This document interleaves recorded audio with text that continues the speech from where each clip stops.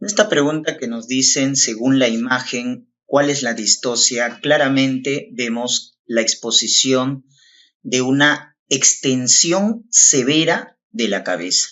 Por lo tanto, es una deflexión de grado 3, que corresponde a cara, ¿no?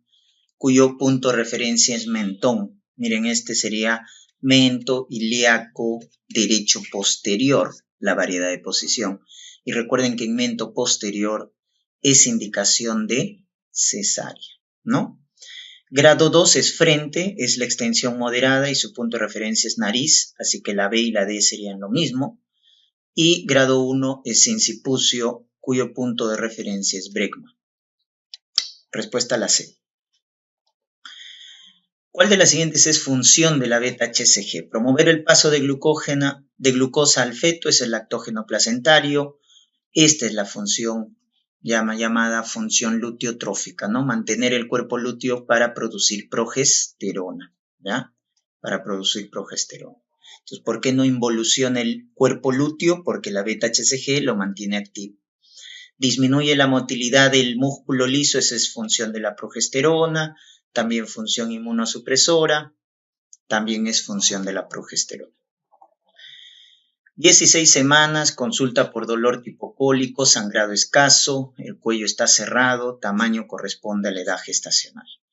Y nos preguntan cuál es el tratamiento farmacológico que acompaña el reposo. Claramente vemos que es una amenaza de aborto, ¿no?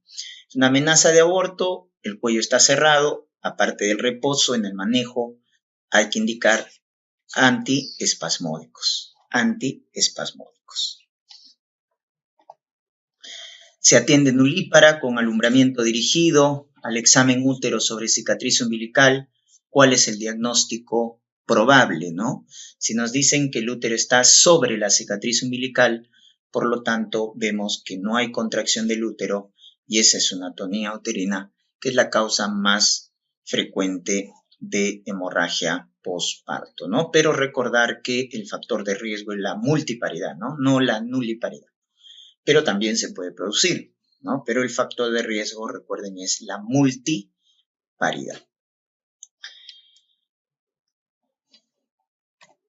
¿Cuál es la causa de muerte materna en el Perú en los hospitales de salud? Viene a ser los estados hipertensivos. Es la principal causa de muerte materna en la zona urbana, en la capital, en los hospitales, o sea, donde hay acceso a los servicios de salud. En cambio, la principal causa de muerte materna en general es la hemorragia, ¿no? ¿Cuál de las siguientes condiciones aumenta el riesgo de transmisión vertical de VIH? Recuerden que romper las membranas, eso ya favorece el riesgo, por eso esto está contraindicado. La amniotomía o la amniorexis, o sea, la ruptura de membranas, aumenta el riesgo, ¿no? Si le damos profilaxis, eso va a bajar el riesgo, el tratamiento antirretroviral, lógicamente, no hay que ordeñar el cordón, si la carga viral es baja, el recuento de CD4 es alto, la transmisión vertical disminuye, ¿no? Disminuye.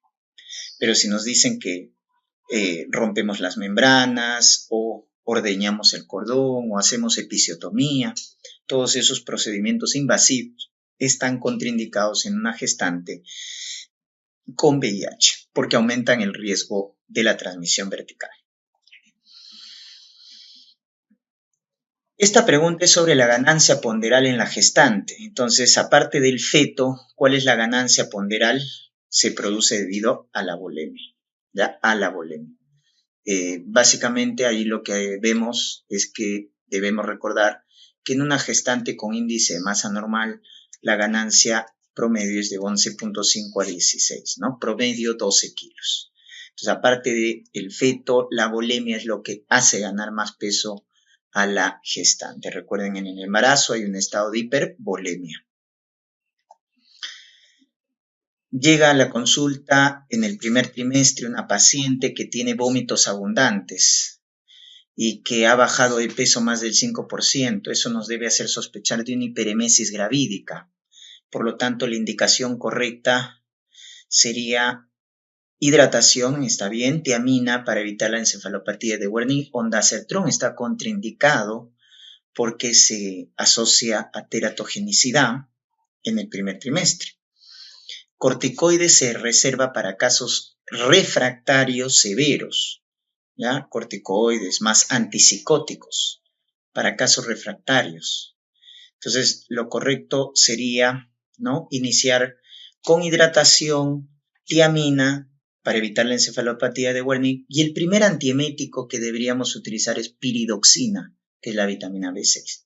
Si es que no hay respuesta, ya lo siguiente sería utilizar antihistamínicos o antidopaminérgicos, ¿no? Entonces, de primera línea, tratamiento inicial, es muy importante esto, ¿no? La hidratación, tiamina y piridoxina. Síntoma más característico de la conjuntivitis alérgica. Si nos dicen síntoma, entonces hay que marcar prurito, ¿no? Intenso. Pero esto es signo. Entonces hay que leer bien también la pregunta. El signo es algo objetivo y ahí marcamos secreción mucosa, rica en eosinófilos, o la reacción tisular, que es la reacción papilar, ¿no?, que es característica de la conjuntivitis alérgica. Acuoso-serosa es para la conjuntivitis viral. Entonces, la alérgica se caracteriza por un prurito intenso como síntoma. Recién nacido con inyección conjuntival y secreción, o sea, una conjuntivitis, y acá nos dan el origen, ¿no? Diplococo gram negativo, o sea, estamos hablando de gonococo. Y la conjuntivitis por gonococo en el recién nacido se trata con ceftriaxona. En cambio, macrólidos es para clamidia. Recuerden, conjuntivitis para clamidia con macrólidos, ¿no? Pero para gonococo, ceftriaxona. No vayas a marcar tetraciclina, eso está contraindicado en el recién nacido. Y acá nos dicen que antihipertensivo está asociado al efecto secundario. ¿Cuál es el efecto secundario? Que nos dicen una tos seca exigente, picazón en garganta, edema facial a predominio de párpados y labios. Lo que estamos viendo ahí es un angioedema, ¿no? Esa tos seca vespertina, ese angioedema se produce por el aumento de bradicinina. ¿Y quién produce esos efectos adversos? El más frecuente, la tos. El más grave, el angioedema, los YECAS, ¿no? Captopril, enalapril, lisinopril, ¿ya? Son los que producen este efecto adverso. Es un caso de angioedema. El fármaco de elección en una mujer joven que acude por palpitaciones, dolor precordial y al examen, miren, esta taquiarritmia. Los complejos QRS son angostos, lo cual nos dice que es una arritmia supraventricular, regulares, y este es el dato. Es tan rápido el ritmo que las ondas P son retrógradas. Ahí debemos pensar en taquicardia paroxística supraventricular. Si la maniobra vagal, que es el masaje del seno carotidio, no da respuesta, el antiarrítmico de elección es adenosina 6 miligramos por vía endovenosa, ¿no? Obviamente estamos viendo que la paciente esté estable, porque la presión está estable. Recuerden que si nos hubieran dicho que está hipotensa, chocada, o sea, inestable hemodinámicamente, la conducta es cardioversión eléctrica. En la colangitis biliar primaria, o su nombre antiguo, cirrosis biliar primaria, el anticuerpo se llama antimitocondrial. Antimúsculo liso es para hepatitis autoinmune. ANCA-P es para colangitis esclerosante primaria, no se equivoque. ANCA-P, el paciente que tiene antecedente de colitis ulcerosa. ANCA-C es para la granulomatosis de Wegener, ¿no? Y antitopoisomerasa para esclerodermia. En acalasia hay un déficit de receptores de acetilcolina. Por eso el cuerpo del esófago no se contrae y hay una aperistalsis, porque se pierde, ¿no?, los receptores de acetilcolina debido a la destrucción del plexo mientérico de Auerbach. Se destruye el plexo de Auerbach y por eso el cuerpo del esófago se dilata. Pero termina en punta porque recuerden que el esfínter esofágico está hipertónico. Por eso en la radiografía vemos la imagen típica, ¿no?, en punta de lápiz o pico de pájaro. Entonces recuerden que por la destrucción de los plexos de Auerbach se pierden los receptores de acetilcolina en el cuerpo del esófago. ¿Cuál es la característica de la amilasa con respecto a la pancreatitis aguda? Muy importante recordar que la amilasa solo hace diagnóstico, más no pronóstico. Por eso la D sale de nuestras alternativas, ¿no? Rápidamente, ¿ya? Solo se le ve en esta patología sería que la enzima es muy específica, y eso es falso porque la amilasa solo es sensible y más bien su especificidad es baja, al igual que nos diga un signo característico, ¿no? O sea, es específico, ¿no? ¿Y permanece elevado hasta el 10º día? No, hasta el 3º o 5º día se eleva. En cambio, la lipasa es más sensible, más específica y permanece hasta 10 a 14 días elevada, ¿no? La lipasa.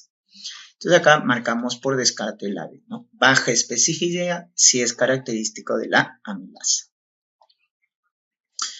¿Cuál es el diagnóstico probable en un paciente alcohólico crónico que desde hace 2 días, luego de reunión familiar, presenta desorientación, lerdeza al hablar y no hay signos de focalización, pero tiene eritema, palmar, abdomen distendido, compactidez desplazable? Estamos hablando de estigmas hepáticos y que tiene alteración del sensorio porque se está desorientando.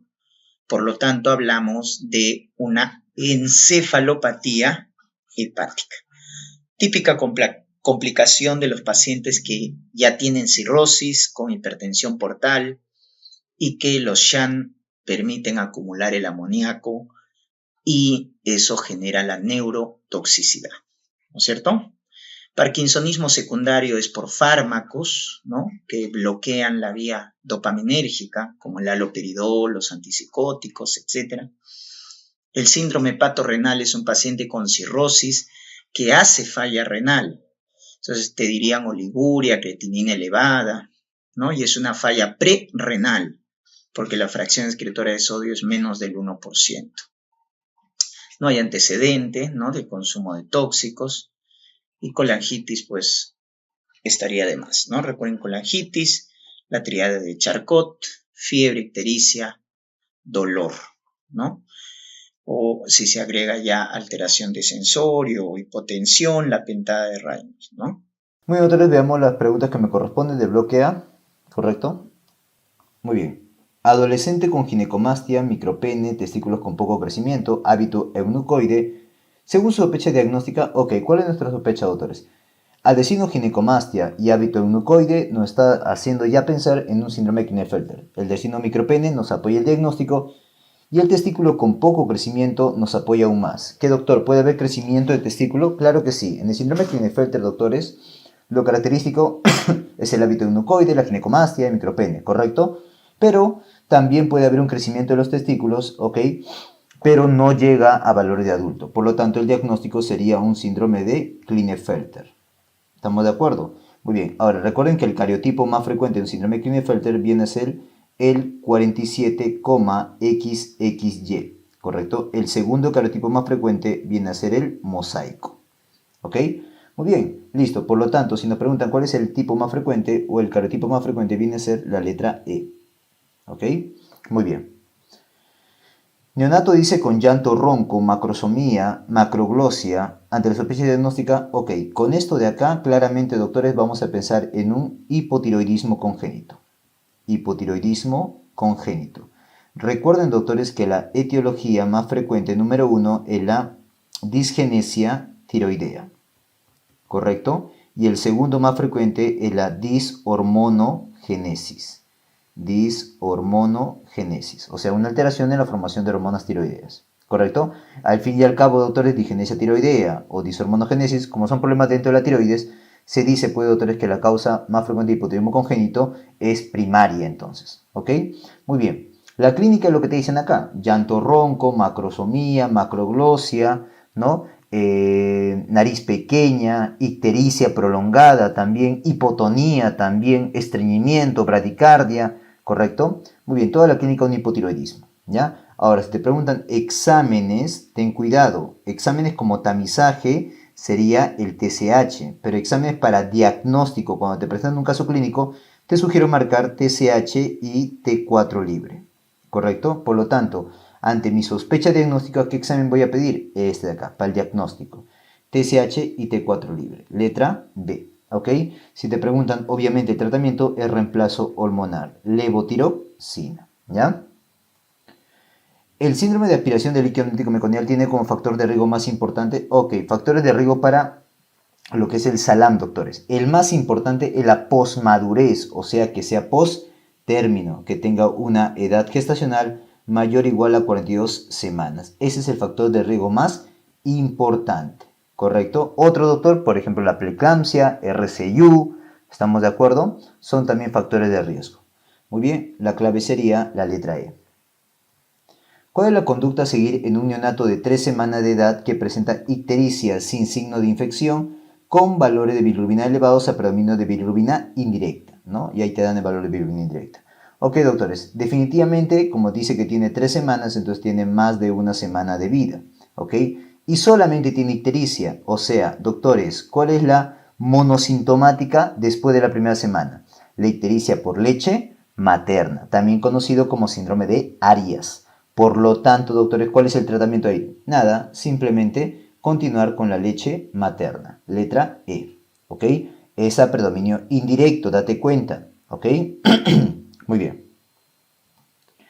Recién nacido de 33 semanas de edad gestacional que a las 2 horas presenta frecuencia respiratoria aumentada porque está más de 60, está en taquipnia, está en taquicardia también porque tiene más de 160, cianosis, quejido, retracción intercostal y subcostal, signo de dificultad respiratoria, y en la radiografía de tórax te dicen granulación reticular con vidrio esmerilado. Definitivamente, doctores, esto ya te está orientando en que es un recién nacido con dificultad respiratoria y tiene menos de 34 semanas. Si tiene menos de 34 semanas con dificultad respiratoria, y más todavía aún si te dice vidrio esmerilado, ya tienes que pensar en una enfermedad de membrana hialina, ¿correcto? ¿Cuál es el diagnóstico más probable, doctores? Ok, la clave ¿cuál sería? ¿Cuál es la que más se parece a membrana hialina, doctor?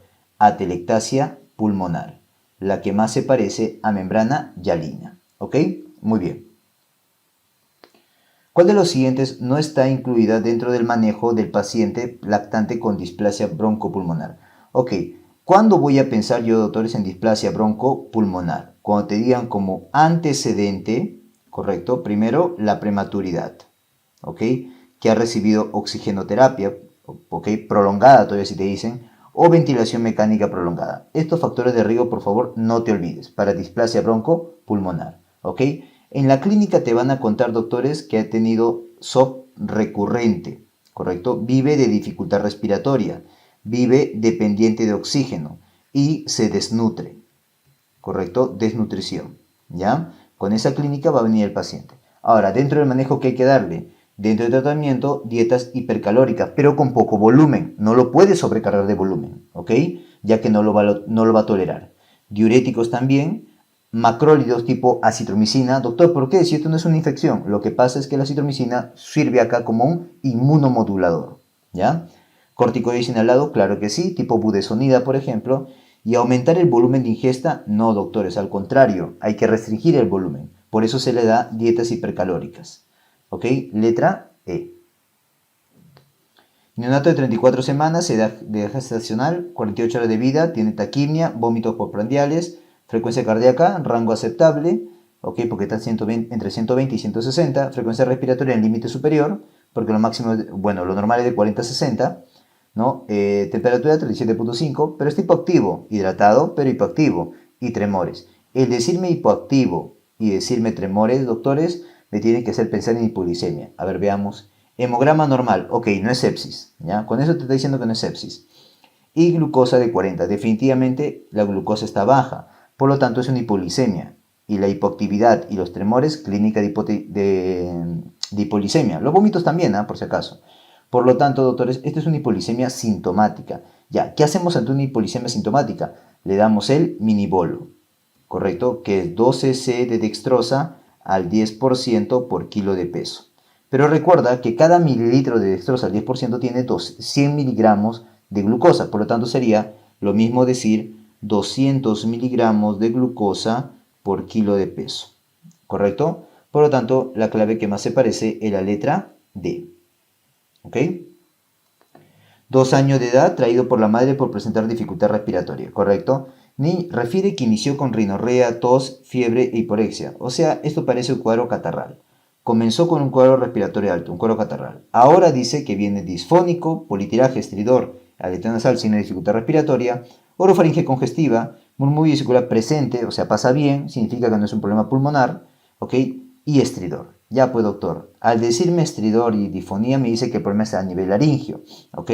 Entonces, catarro que luego me hace estridor más menos signo de dificultad respiratoria, esta secuencia, doctores, es de un croup viral. ¿Correcto? Ya, dentro del tratamiento que hay que darle, dos cosas importantes, corticoide tipo dexametasona y también más o menos nebulización con adrenalina. ¿Ok? Ahora, acá te dicen, ¿qué tratamiento indicaría en primer lugar? Doctores, tiene politirajes, tiene aleteo nasal. O sea, puede entender que este paciente está con dificultad respiratoria marcada. ¿Ok?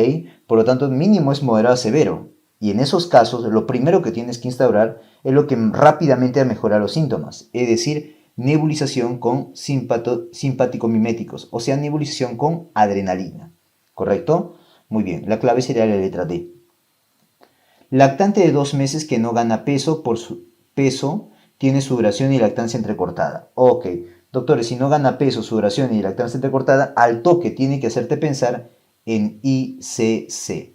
¿Correcto? ¿Y quién lo lleva a un ICC, doctor? Ah, debe ser una cardiopatía congénita de alto flujo pulmonar. ¿Estamos de acuerdo? Muy bien. Y que además te dice que tiene un soplo holosistólico. ¿Quién es el que hace un soplo holosistólico o pansistólico y es una cardiopatía de alto flujo pulmonar y además es la más frecuente? Viene a ser el CIB. ¿Correcto? CIB. La clave, la letra B. ¿Cuál es la manifestación clínica más frecuente de la insuficiencia cardíaca en el recién nacido? Ok, recuerden que la insuficiencia cardíaca, doctores, en pediatría, la causa más frecuente son cardiopatías congénitas. Obviamente son aquellas que llevan a flujo pulmonar elevado, ¿correcto? O sea, sobrecarga de volumen. Muy bien. Ahora, dentro del ICC, doctores, ¿qué espero encontrar? Lo más frecuente, la dificultad respiratoria, o también te pueden decir taquipnea, ¿ya? O también te puede decir disnea. Para fines de examen, tómalo como sinónimo. ¿Estamos de acuerdo?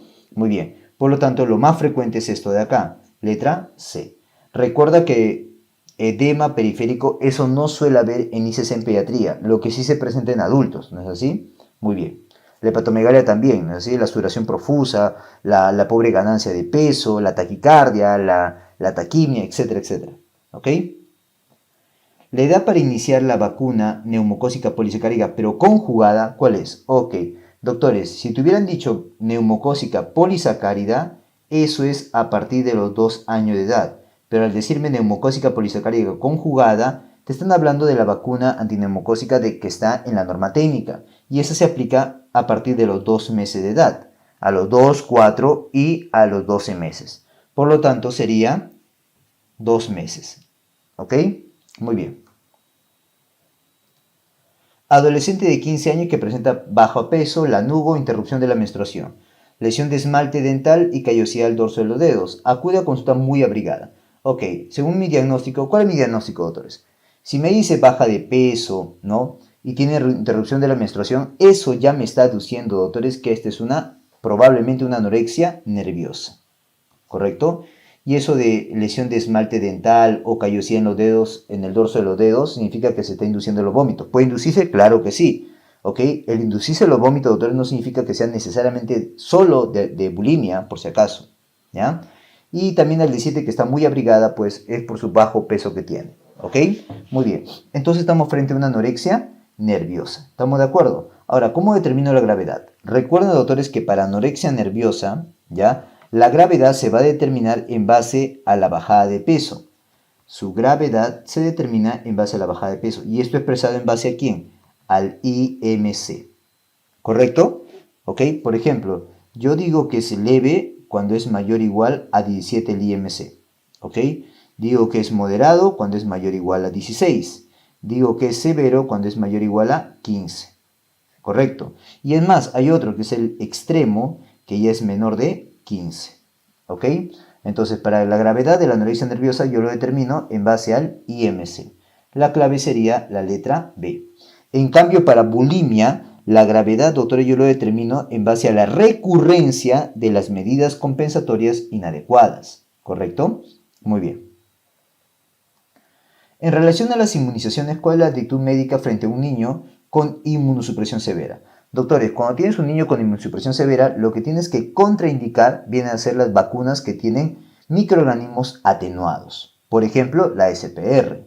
Entonces, ¿cuál sería la clave? Suspender las vacunas de microorganismos atenuados o vivos. ¿Qué, doctor? ¿Los inactivos le puedo dar? Sí, le puedes dar los inactivos por si acaso. ¿Ya? La clave sería la letra E. ¿Cuál es la etiología de la enfermedad mano-pie-boca? Ok, recuerden que la etiología de la enfermedad mano-pie-boca, doctores, viene a ser el Coxsackie. ¿Qué Coxsackie? A16. ¿Estamos de acuerdo? Hay otros tipos de A, el A71, el A6, pero estos se asocian a mayor gravedad. A71, ya lo voy a poner por acá, A71 y el A6. Estos se asocian a mayor gravedad, ¿correcto? ¿Ok? Muy bien. Pero acá la etiología más frecuente es Coxsackie A16. Doctor, ¿y este qué es? Es un virus ARN, ¿correcto? De la familia Picornaviridae. Picornaviridae, ¿correcto? Su familia, por si acaso, no tiene, pero sí tiene género, que es el género Enterovirus. Enterovirus, ¿ok? Muy bien, y ahí sale el virus Coxsackie A, pues. Por lo tanto, sería un virus Coxsackie. Letra B. Lactante de 8 meses, nacido a término, con peso 270 gramos, 2700 gramos, mejor dicho. Ok, a término está bien, peso normal, alimentado exclusivamente con leche materna. Correcto, hasta ahí va bien, ¿no? Pero ya tiene 8 meses. ¿Solo con leche materna a esa edad? Ok, veamos. En su control de crecimiento y desarrollo, la curva de peso no se dibuja en paralelo a la curva de patrón. Ok. Claro, eso se espera. ¿Por qué, doctor? Porque tiene 8 meses y solo le está dando leche. Recuerda que la leche exclusiva solamente es hasta los 4 o 6 meses, ¿no? Hasta los 6 meses puede decir. Y a partir de los 6 meses ya tiene que comer alimentos. Por lo tanto, doctores, hay una mala alimentación ahí. Bueno, eso está llevándole a que no tenga una curva de peso adecuada. Entonces, cuando ve la curva, ¿ok? Recuerda que tiene rango de normalidad, ¿ya? Ya, esta curva no sigue en paralelo, dice. Digamos que está así, no está en paralelo, mira. ¿Correcto? Muy bien. Cuando sigue en paralelo, ya, más o menos sería así, ¿ya? Ahora, pero si la curva se va hacia arriba, se va hacia abajo, o si está horizontalizando, estas opciones en color negro, ya, esta también, esta y esta, se dice entonces que es un crecimiento inadecuado, ¿ya? Pero si tiene una curva en paralelo como es esta de acá, sería un crecimiento adecuado. Esos son los resultados, doctores, en la evaluación de la curva de crecimiento, ¿correcto? Inadecuado o adecuado entonces, ¿ya? Muy bien. Por lo tanto, en este caso, como no está en paralelo, sería inadecuado. La clave, la letra E. ¿Cuál es el examen de imagen inicial a solicitar ante la sospecha de una sinusitis? Ok, recuerda que la sinusitis, ¿no?, viene a ser un proceso inflamatorio infeccioso de los senos paranasales. En otras palabras, la presencia de pus en seno paranasal, ¿correcto? Si hablamos de la etiología, es lo mismo que una otitis media aguda, o sea, Streptococcus pneumoniae, Haemophilus influenza y Moraxella catarrhalis. ¿Estamos de acuerdo? Ahora, si te preguntan exámenes, doctores, yo te he dicho que como una prueba inicial va a ser la radiografía de senos paranasales. Pero si te preguntan de elección, ahí sería tomografía. En este caso yo te he puesto acá inicial. Ah, ya. Entonces sería ¿cuál? Radiografía. La clave, la letra C. Mujer de 38 años con episodio de rinorrea y congestión nasal por los cambios de temperatura ambiental, dice. ¿Correcto? Examen hipertrofia de cornetes. Ok. Pruebas cutáneas negativas, no se detecta IgE ni eosinofilia. Doctores, definitivamente es, al decirte rinorrea y congestión nasal, ¿no? Vamos a pensar en una rinitis. ¿Correcto? Y si no tiene IgE, no tiene eosinofilia y pruebas cutáneas, o sea, el famoso prick test, ¿ok?, sale negativo, significa que no es alérgica. ¿Correcto? Con eso descartamos. ¿ya? Doctor, entonces, ¿cuál podría ser? Algo que se parece a una alérgica, ¿ya? Pero que no está mediado por alergenos, ¿correcto? Doctor, ¿cuál es esa? Ah, ahí puede ser la rinitis vasomotora, ¿correcto? Que se parece a una alérgica, pero no tiene eosinofilia, no tiene IgE, no tiene pruebas cutáneas positivas, ¿ya? Por lo tanto, esta vasomotora recuerda que la causa más frecuente es idiopática. También puede haber causas secundarias, por si acaso, ¿ya? Y su mecanismo es por una hiperactividad parasimpática, ¿ya? Hiperactividad parasimpática. Esa es la rinitis vasomotora. Y como te dije, en la clínica se parece a la alérgica, ¿correcto? Pero que no tiene, doctor, no tiene antecedente de atopia, no tiene IgE, no hay compromiso en los ojos y tampoco tiene eosinofilia, ¿ya? Por lo tanto, lo más probable es que sea una vasomotora, ¿ya? Vamos. Hay otra que se parece también a la alérgica, que se llama la eosinofílica no alérgica, ¿ya? Esa no tiene atopia, no tiene IgE, no tiene afectación de los ojos, pero sí tiene eosinófilos elevados, por si acaso, ¿ya? Esa que te acabo de comentar es la rinitis eosinofílica no alérgica, ¿ok? Muy bien. 35 años, presenta fiebre, escalofríos, sudoración hace 2 semanas con periodos de remisión de 3 días, o sea, tiene fiebre acá en este día, ¿ya? Pero pasa 1, 2, 3 días sin fiebre y al cuarto día aparece la fiebre. Nuevamente, 1, 2, 3 días sin fiebre y al cuarto día aparece la fiebre. Doctor, ¿esta secuencia cómo se llama? La cuartana. ¿Y quiénes hacen cuartana? El malariae, el Plasmodium malariae. Claro, si estamos frente a una clínica de malaria, ¿no? Veamos. Cefalea, ¿no? Vómito, malestar, cansancio, viajes de 2 semanas a la selva, ahí está el factor de riesgo. Palidez ictericia, te dice que es una anemia hemolítica, ¿no? Que es compatible con malaria, ¿ok? Visceromegalia, ahí está la anemia, plaquetas aceptable, TGO, TGP también aceptable, y bilirrubinas totales de 3.5 un poco elevados. Doctores, definitivamente es una clínica de malaria. ¿Estamos de acuerdo? Por la fiebre, por la cefalea y la anemia hemolítica, ¿ya? Pero al decirme que aparece la fiebre al cuarto día, o sea, es una cuartana, ¿cuál sería? Sería Plasmodium malariae, ya que el Vivax y el Falciparum hacen tercianas más bien, ¿ya? Ten cuidado. Si un paciente diabético que se encuentra hospitalizado por una descompensación diabética y portador de sonda vesical para vigilar diuresis, empieza a tener ahora signos infecciosos y tiene examen de orina patológico. Ok, es un paciente diabético que al estar hospitalizado y con sonda hace una ITU. El urocultivo dice que tiene un color azul verdoso. Ok, este es el dato. Color azul verdoso me tiene que hacer pensar en pseudomona. ¿Correcto? Pseudomona. Por lo tanto, mi tratamiento tiene que ir dirigido a antipseudomónicos, tipo ceftazidima, por ejemplo, ¿ok? O meropenem, por ejemplo, o aminoglucósidos, por ejemplo, etc. ¿Ya? Por lo tanto, la clave sería Pseudomona aeruginosa. Marque lo incorrecto sobre la rabia, dice. Ok. Recuerden que la rabia, doctores, es causada por el virus de la rabia, que es un virus ARN de la familia Rhabdoviridae, pero del género Lyssavirus, ¿ya? Del género Lyssavirus. Bueno, ¿su periodo de incubación suele durar algunos días? No. El periodo de incubación, doctores, dura meses, ¿correcto? Ahí está la falsa. La vacuna preexposición consta de 3 dosis. Ok, la vacuna, doctores, yo lo puedo dar preexposición o posexposición. El posexposición es posmordedura, me refiero, ¿ok? Cuando es preexposición es 3 dosis, ¿correcto? Muy bien. Ahora, esto yo lo voy a aplicar por vía intramuscular. ¿Y en qué días? Día 0, que es el primer día de la vacunación, día 7 y día 28, ¿correcto? A diferencia de la posexposición, que son 5 dosis, también por vía intramuscular, día 0, 3, 7, 14 y 28. ¿Ya? Un tipo de herida grave es una herida en genitales, correcto. Recuerden que las heridas graves, doctores, en rabia, es aquella que afecta cara, cabeza, ¿ok? Pulpejo de dedo de la mano, pulpejo de dedo de los pies, genitales, o si son grandes, extensas y profundas. Esos son graves. De utilizar el suero antirrábico, ¿se debe utilizar una dosis? Correcto, ¿no? Si vas a utilizar el suero antirrábico, es una sola dosis. ¿Correcto? Muy bien. Por lo tanto, doctores, la clave incorrecta sería la letra B.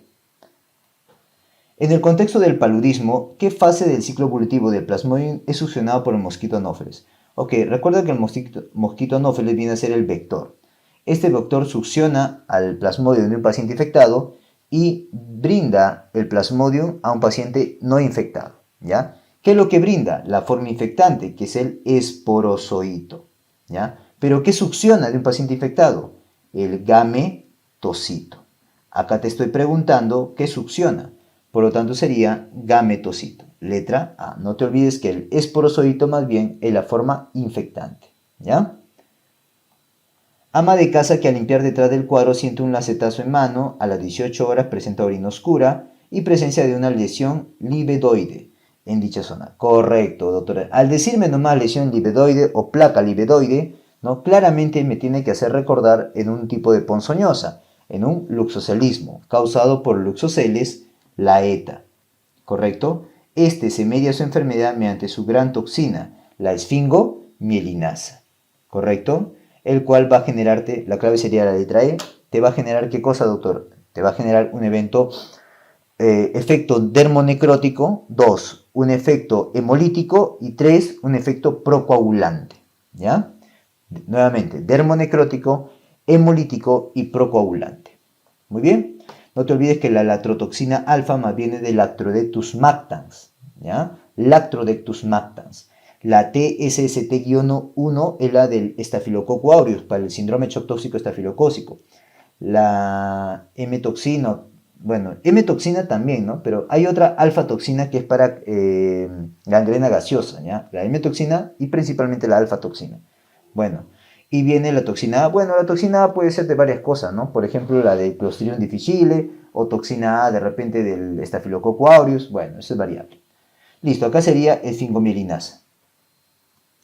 Varón de 55 años, campesino de Lurín, presenta hace 7 días fiebre, cefalea, mialgias e ictericia. Ya, al decirme que viene el Lurín y tiene fiebre, cefalea, mialgias, típico, peor todavía si tuvieran puesto acá miembros inferiores, e ictericia, al toque, peor todavía con la inyección conjuntival, me tiene que orientar, doctores, a mí a pensar en un tipo de leptospirosis. Leptospirosis. Recuerda que en la leptospirosis hay forma anictérica, que es la más frecuente, hay forma sintomática y hay forma ictérica. La forma ictérica, doctores, que justo este paciente lo tiene, es también conocida como enfermedad de Weil. Entonces acá sería una leptospirosis ictérica, también conocida como enfermedad de Weil. ¿Ya? Ahora, en las formas leves, doctores, yo puedo dar leves, ¿ya? Yo puedo dar, doctores, para adultos, doxiciclina o amoxicilina. Y para niños o gestantes, amoxima o eritromicina. Pero si fuera grave, como voy a entender que es el caso clínico, sería una penicilina G sódica o ampicilina, ¿ya? Para moderados graves, entonces, penicilina G sódica o ampicilina, ¿ya? No me importa si es niño, adulto o gestante, ¿ya? Porque son penicilinas, esas sí pueden recibir. Por lo tanto, la clave sería la letra C, entendiendo que esta es una forma grave de leptospirosis, o moderada grave si quieres.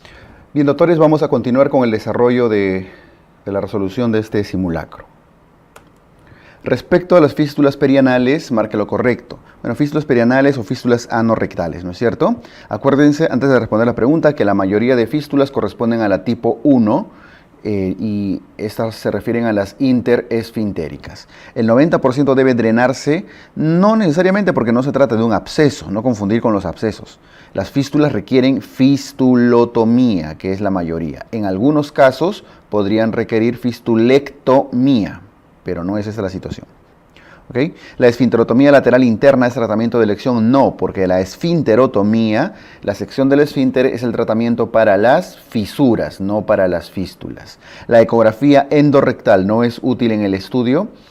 Falso, la ecografía endorrectal es uno de los estudios más importantes. De hecho, cuando se identifica primero el orificio, secuencia de toma de decisiones, cuando identifican el orificio fistuloso me refiero, fuera del anito, lo que sigue es realizar la regla de Gutzal, ¿no? Y luego lo que sigue es idealmente una ecografía. Si es que la ecografía no es concluyente o necesitan más estudios, pueden realizar una fistulografía.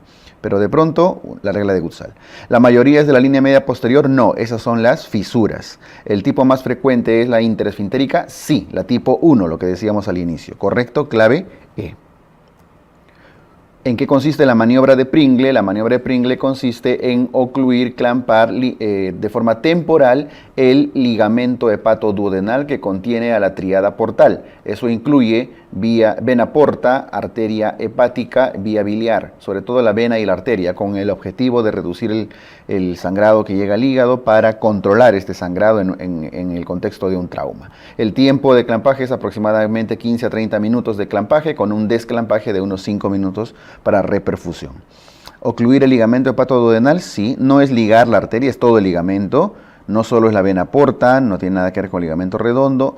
El taponamiento viene después en caso no podamos hacer ninguna reparación, ¿no? El taponamiento ya es otra maniobra de control de daños. Entonces aquí correcto, clave A. Varón de 65 años, presenta dolor en fosa ilíaca izquierda y alza térmica. Dolor a la palpación, resistencia y masa. Solo para reforzar conceptos, dolor en el lado izquierdo, fiebre y masa palpable es la tríada de la diverticulitis. ¿Okay? Absceso, tomografía, absceso pélvico.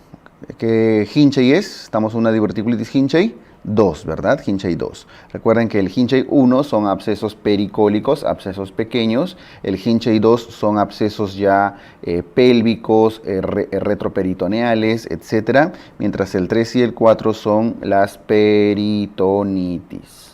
¿Ok? Hinchey 2. En los pacientes ancianos que presentan cuadro de apendicitis aguda, ¿cuál de las siguientes alternativas se presenta con más frecuencia? Apendicitis, abuelitos con apendicitis, más incidencia de complicaciones, sí, los ancianos se complican mucho más porque se les considera de alguna manera inmunocomprometidos, ¿no? Leucocitosis con desviación izquierda, debido a su inmunosupresión, los ancianos hacen menos leucocitosis, menos desviación izquierda, incluso menos fiebre. Menor porcentaje de perforaciones, falso, se perforan más, se complican más. La cirugía laparoscópica no es beneficiosa, falso, es muy útil en cualquier edad. Signos y síntomas típicos, falso. Los ancianos, gestantes y niños presentan signos atípicos. Correcto, clave A. Varón de 45 años con hernia inguinal derecha no complicada. Durante la intervención, el cirujano evidencia saco herniario que protruye por dentro de los vasos epigástricos y tiene como contenido el intestino delgado. Si es por dentro de los vasos epigástricos, ¿qué Nyhus es? Recuerden, si este es el ligamento inguinal, el canal inguinal, si dice que es por dentro de los vasos, corresponde a esta, que sale por el triángulo de Hesselbach, las hernias inguinales directas. Y dentro de Nyhus, las hernias inguinales directas son la 3A.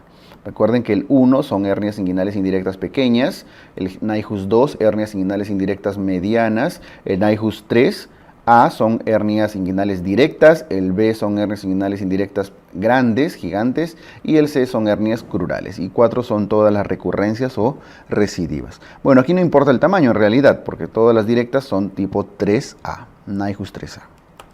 ¿Cuál es la ubicación más probable del cáncer colorectal que evoluciona con metástasis extrahepática? Cáncer colorectal, si es colon, todo va las metástasis vasculares van todas al hígado porque todo el colon drena la vena porta. En cambio, en el recto sí hay que dividirlo por tercios. El tercio proximal, este sí va a la mesentérica inferior y eso va a la vena porta. Por lo tanto, eso sí hace metástasis hepáticas. En cambio, el tercio medio y el tercio inferior hacen drenaje venoso a las venas ilíacas. Bueno, primero la pudenda, etc. Y esto termina en la vena cava. Por lo tanto, la cava no pasa por el hígado, no atraviesa el hígado, por lo tanto son metástasis extrahepáticas. Entonces, nos preguntan cuáles van afuera del hígado. La mitad proximal del colon transverso, no, todo el colon transverso, ascendente, todo va a la vena porta, por lo tanto son metástasis hepáticas. El tercio inferior del recto, sí. La mitad superior del recto, bueno, la mayor parte de la mitad superior se refiere a esta, ¿no? Así que también va a la porta. Región iliocecal también va por la mesentérica superior a la vena porta. Aquí la única es el tercio inferior del recto, estamos hablando de esta zona, va a la vena cava y luego al pulmón, por ejemplo.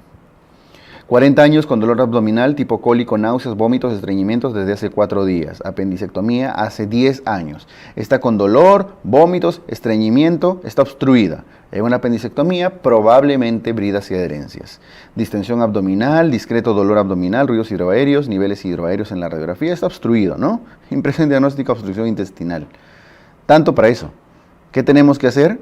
Lo bueno es que el laboratorio está sin alteraciones, así que seguramente no está complicado, no está haciendo leucocitosis, nada de esto. Entonces, ¿qué hay que hacer? Sonda nasogástrica e hidratación. No justifica la parotomía todavía porque aún no justifica la parotomía porque necesitaríamos más información respecto a las probables complicaciones. A veces hidratando, bajando la distensión puede mejorar. En este momento, si no tiene alteraciones del laboratorio, no tiene fiebre, el dolor es discreto, está básicamente distendido, hay que observarlo. Puede que corrigiendo electrolitos, corrigiendo la hipocalemia y demás, podría resolverse, independientemente que tenga 4 días, porque puede ser una obstrucción parcial. ¿Ya? La técnica de elección para el tratamiento quirúrgico de la hipertensión portal es la cirugía de Warren. ¿Qué es la cirugía de Warren?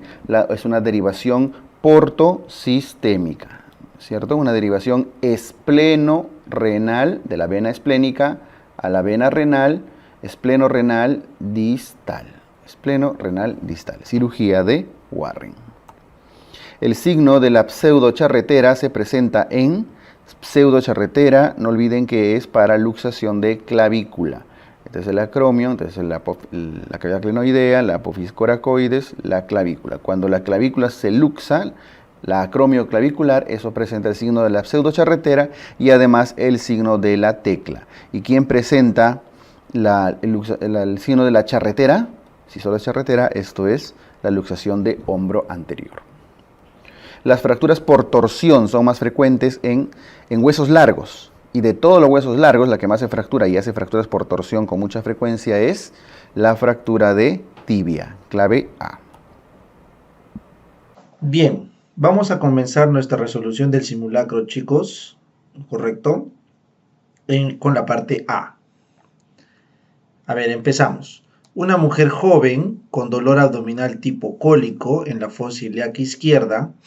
Al tacto vaginal le encontramos una tumoración grande, ¿no? Siempre que sea más de 5 centímetros en una premenopáusica, esa es una tumoración grande de anexo. Pero me dice que es blanda, lisa, dolorosa la movilización. Entonces, por ser blanda y lisa, puede que no sea un cáncer. Y en la ecografía se ve esta imagen, ¿no? Y claramente vemos acá la famosa imagen en vidrio esmerilado.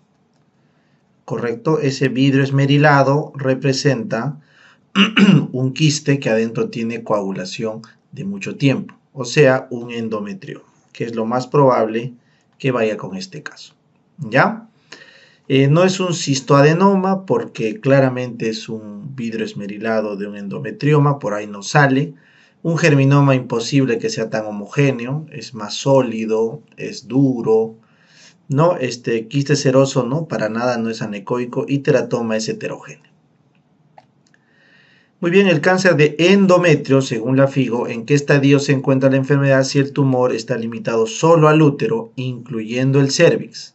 Entonces, en el cáncer de útero tenemos, si está confinado al cuerpo, estadio 1, si es que ya llegó al cérvix, estadio 2, y si ya bajó a la vagina, a los parametrios o a los anexos, entonces cambia de nombre, ¿no? 3, ¿ya? 3 y 3, ¿no es cierto? Esos son los estadios cuando ya sale del cérvix. Entonces, si vemos que el tumor ya está en los anexos, 3A de anexos, ¿correcto? Si está en la vagina, 3B, así me acuerdo de vagina, a pesar que es con B chica, pero le pongo la B grande. Y 3C, que es cuando ya está en la cadena ganglionar, que suele ser paracervical. ¿Listo? Bien, entonces en este caso, si está incluyendo el cérvix, tiene que ser estadio 2. Antes de pasar, este estadio 1, no olviden que se divide. En 1A si es que está menos de la mitad del miometrio tomado y en 1B si es que está más de la mitad del miometrio tomado. ¿Cuál es la anomalía del aparato genital femenino causado por la fusión inadecuada de los paramesonéfricos? Entonces los conductos paramesonéfricos o de Müller dan a las trompas de falopio, al útero, al cérvix y al tercio superior de la vagina embrionaria. Entonces, si es que no se fusionan, entonces no se forma todo esto de acá, ¿ya? Entonces, puede haber una aplasia uterina, ¿ya? Si es que no habrían, pero acá dice si hay, lo que pasa es que no se fusionan, entonces no hay aplasia, sino lo que hay es un útero didelfo, ¿ya? La vagina no estaría genésica porque todavía tenemos 2/3 que vienen de abajo, el himen no tiene nada que ver, ni el clítoris. Entonces la clave correcta es la B. ¿Cuál de los siguientes tratamientos se debe iniciar en una paciente con agresión sexual?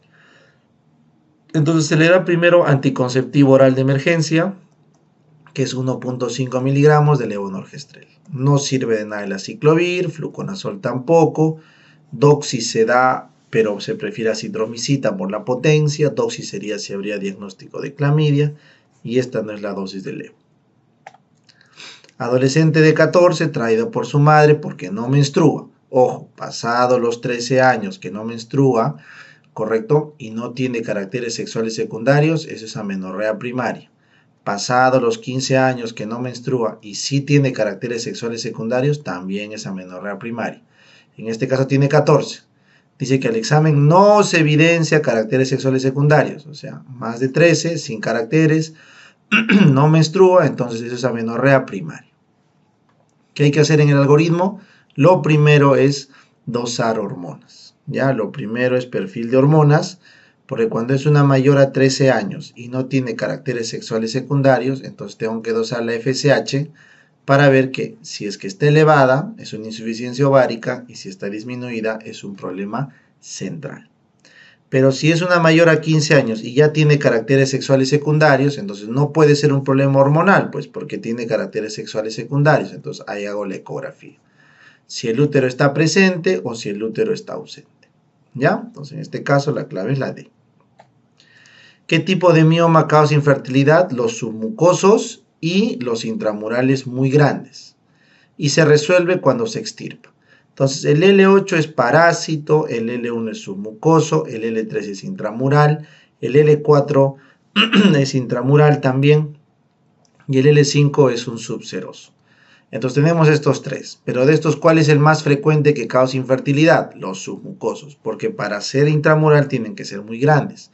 Entonces la mejor respuesta es la B, el L1, y se resuelve cuando se extirpa.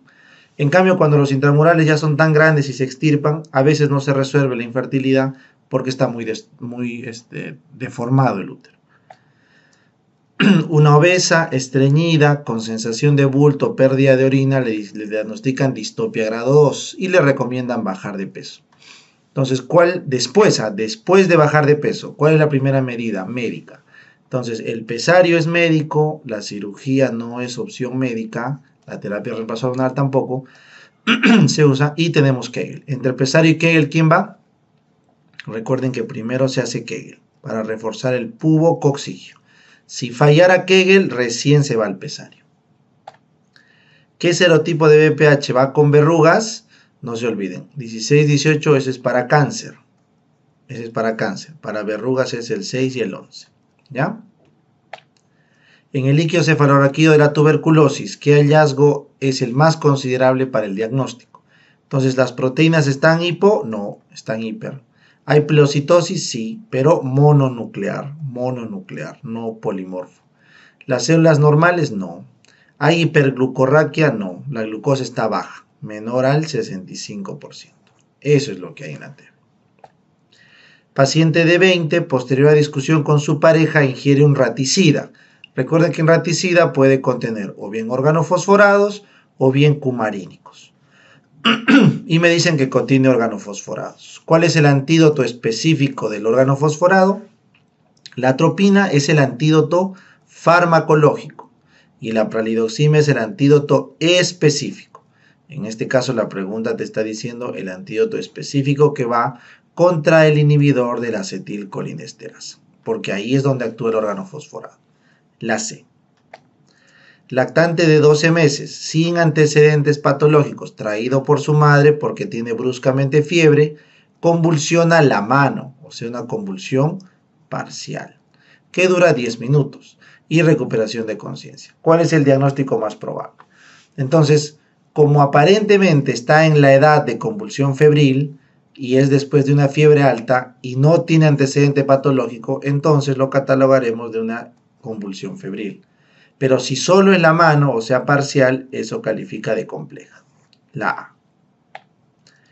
Mujer de 30 años acude a consulta porque tiene parestesias en los miembros superiores. Es un problema sensitivo.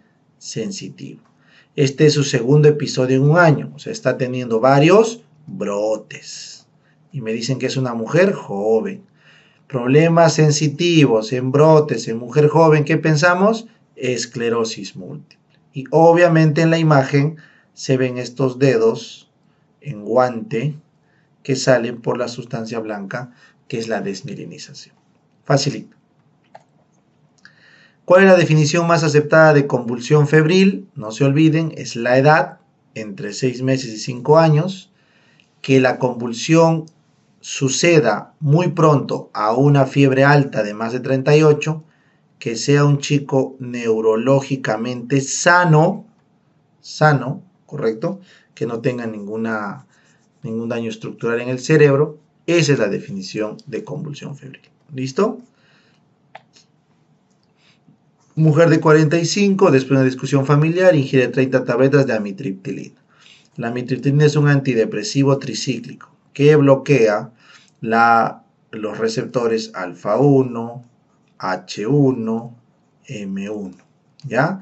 Y también tiene efectos, obviamente, inhibiendo la recaptación de serotonina y la recaptación de noradrenalina, ¿ya?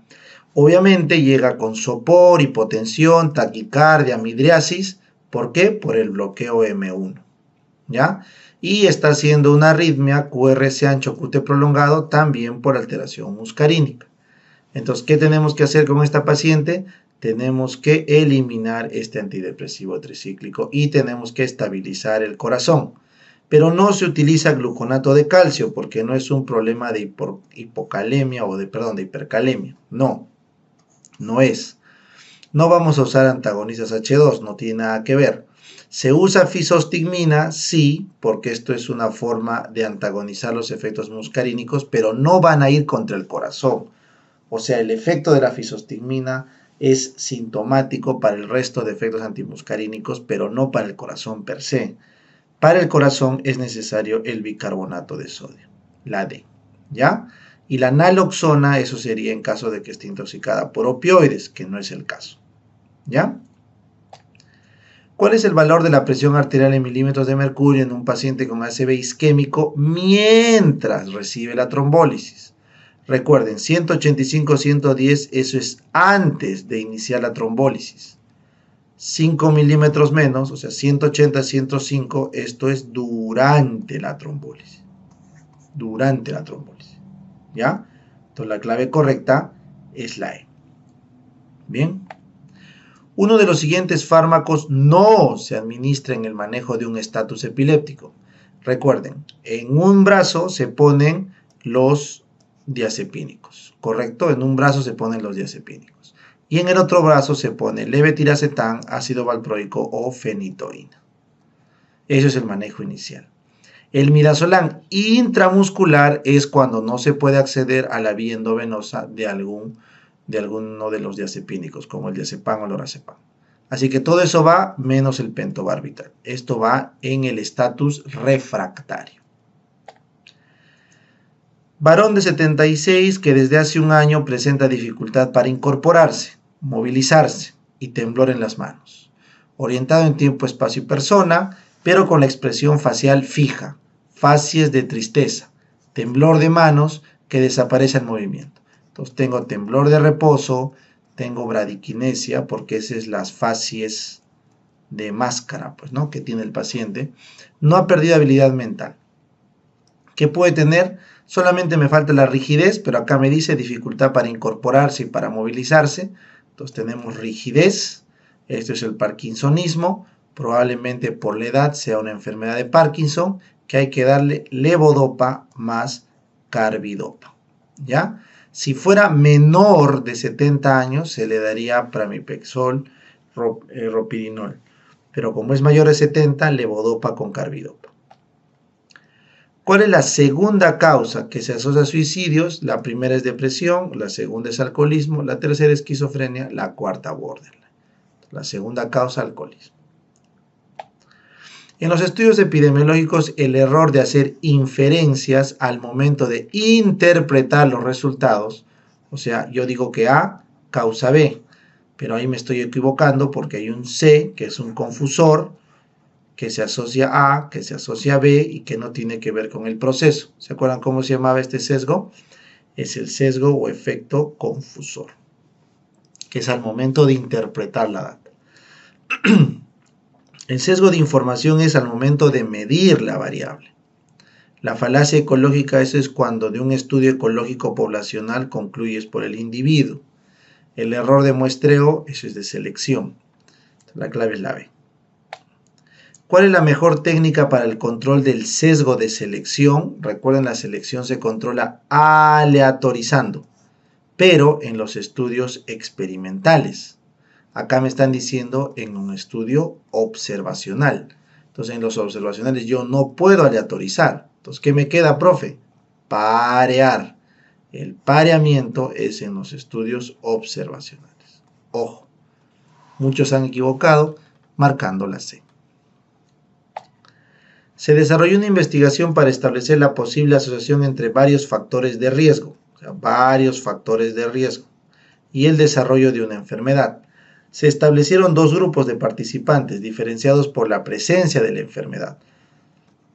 O sea, el caso enfermo versus el control sano. Luego de una observación de los antecedentes, se determinó la relación con los factores causales. ¿Cuál fue este estudio? Casos y controles. La B. En el seguimiento por 10 años a 200 varones, 100 con hipertrofia y 100 sin hipertrofia, en el primer grupo 20 hicieron cáncer de próstata y 5 en el otro. ¿Cuál es el RR de la hipertrofia de próstata? Entonces tienes que hacer tu tablita para calcular el RR. Entonces, los enfermos, los sanos, los expuestos y no expuestos. ¿Qué cosa es ser expuesto, profe? Tener hipertrofia de próstata, 100 con hipertrofia. ¿Y qué es ser no expuesto? Los 100 que no tienen hipertrofia, ¿ya? De estos 100, 20 desarrollaron cáncer de próstata, o sea, la enfermedad, quiere decir que 80 se quedaron sanos. Y en el otro grupo, solo 5 y 95 se quedaron sanos. ¿Cuánto es la incidencia de los expuestos a la hipertrofia? 20 de 100. 20 de 100. ¿Y cuánto es la incidencia de los que no tienen hipertrofia? 5 de 100. 5 de 100. Entonces, ¿cuánto es el riesgo relativo? La división de ambos. Entonces, dividimos, sale 20 por 100 entre 100 por 5. 4. Listo. Que también lo podía sacar al ojo. Si tengo 100 expuestos y 100 no expuestos, se anulan y me queda 20 enfermos contra 5. Eso es 4 veces más. Vamos entonces a hacer el desarrollo de este simulacro parte A. Pregunta, dice, mujer de 50 años, obesa, hipertensa con antecedente de cáncer de colon. Entonces, antecedente importante, cáncer de colon. Otro antecedente importante es obesa, ¿no es cierto? Tenemos dos antecedentes de importancia que nos marcan algún riesgo. Viaje en bus de Tumbes a Lima, viaje largo. Al llegar presenta súbitamente dolor torácico. Esto de acá es clave, ¿no? Súbitamente, dolor torácico, disnea, síncope. Ingresa a emergencia con una presión normal, con una frecuencia alta, con una frecuencia respiratoria muy alta, saturando adecuadamente y dice que le hacen un ecocardio aparentemente con la sospecha diagnóstica. ¿Cuál es la sospecha acá? Tromboembolismo pulmonar. ¿Por qué? Porque tiene, ¿no?, la estasis de haber estado mucho tiempo sentada, inamovilizada, el riesgo de la obesidad, el riesgo, ¿no?, trombofílico del cáncer y la clínica súbita. Entonces, tromboembolismo pulmonar que no tiene, que esta es hipotensión, por lo tanto es hemodinámicamente estable, y además de eso no tiene, según la ecocardiografía, es normal. Entonces, ventrículo derecho está normal. Entonces, esto nos excluye que sea submasivo y esto nos excluye que sea masivo. Por lo tanto, es el 80%, de los tromboembolismos pulmonares, que son la mayoría, que son los leves a moderados, ¿no? Y estos requieren básicamente anticoagulación con enoxaparina, básicamente, ¿no?, más warfarina. Esta es la respuesta. ¿Ok? La trombólisis sería necesaria solamente si fuera masivo o submasivo. Entonces queda descartado. Ok. Vamos entonces con la siguiente. En la neumonía adquirida en la comunidad, de acuerdo a los criterios de CUR 65, entonces CUR 65, vamos acordándonos, CUR 65, tenemos CUR mayor de 65 años, confusión, ¿no? Uria, o sea, BUN elevado o uria elevada, frecuencia respiratoria mayor de 30, e hipotensión. Y entonces tenemos, dice, recomienda qué posibilidad, dice, con la neumonía, en la neumonía adquirida en la comunidad, de acuerdo a los criterios del CUR 65, ¿cuándo se recomienda posibilidad de ingresar? Entonces, solamente traer un recordaris, pero en el CUR 65 solamente nos sirve, fundamentalmente es un score de mortalidad.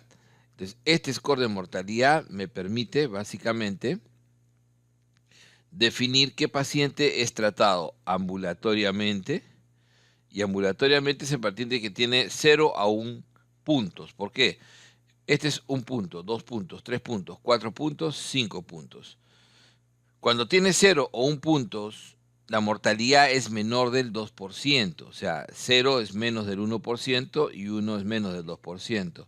Cuando llegas al 2%, estás alrededor de 10% de mortalidad, 9 punto y pico. Entonces, ya con 2, eso significa que debes hospitalizar. Y cuando tienes 3 o más, mayor o igual a 3, el paciente debe ir a una unidad de cuidados intensivos o a una unidad crítica. ¿Por qué? Porque la mortalidad trepa a más de 20% y llega incluso a casi 50% en el caso de 5 puntos. Entonces, este grupo es de alto riesgo, mayor o igual a 3. ¿Cuál es el sitio anatómico de afectación del enfisema? Recuerden que el enfisema es la destrucción de las paredes de los alvéolos. Y esa destrucción de las paredes de los alvéolos básicamente se va a dar el 100%. ¿Qué estructura es 100% alveolar? El saco alveolar. El saco alveolar, ¿no es cierto? Entonces, el saco alveolar, toda la estructura alveolar, ¿dónde está?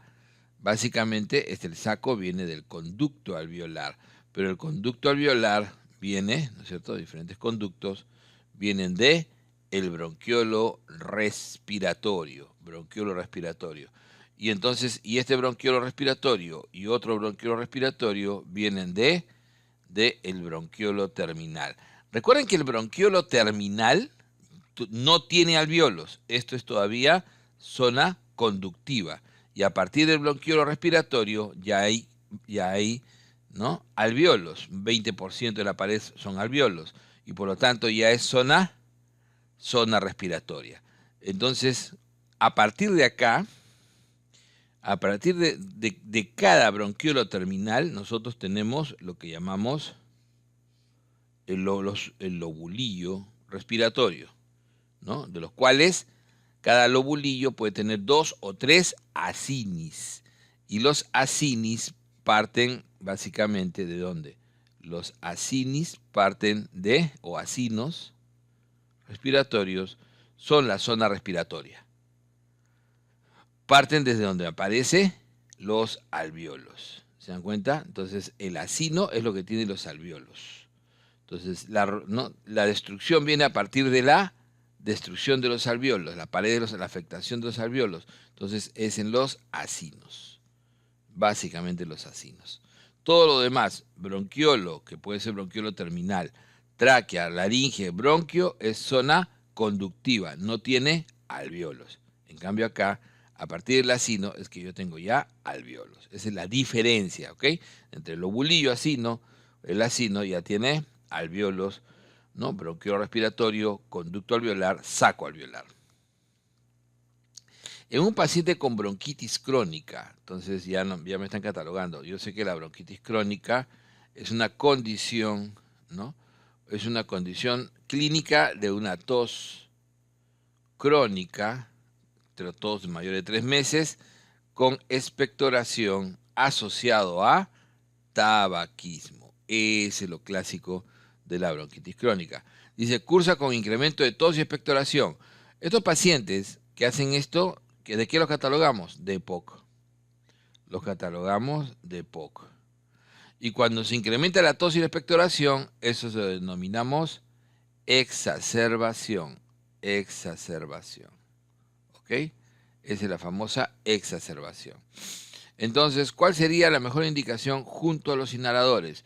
Entonces, cuando yo tengo una exacerbación, las exacerbaciones leves, ¿no?, se utilizan solamente dependiendo de la intensidad del problema respiratorio, la combinación de SABA, o sea, salbutamol generalmente, beta-agonista de acción corta, más ipratropio.